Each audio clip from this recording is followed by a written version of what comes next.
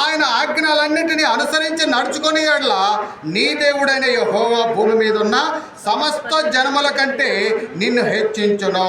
My dear sisters and brothers, నా యొక్క ప్రియమైన సహోదర సహోదరులారా, what blessings Jesus Christ? యేసుక్రీస్తు నుండి మనం ఆశీర్వాదాలను ఎలా పొందుకోగలం? There is a three kinds of blessings. 3 ఆశీర్వాదాలు ఉన్నాయండి. One is knowledge, ఒకటి ఏమిటి? జ్ఞానము, బుద్ధి. and another is thoughts. ఆలోచనలు. రెండోది ఏమిటి? The third is property. మూడవది ఏమిటి?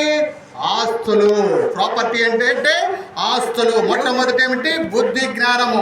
రెండవది ఏంటి? ఆలోచన. మూడవది ఏమిటి?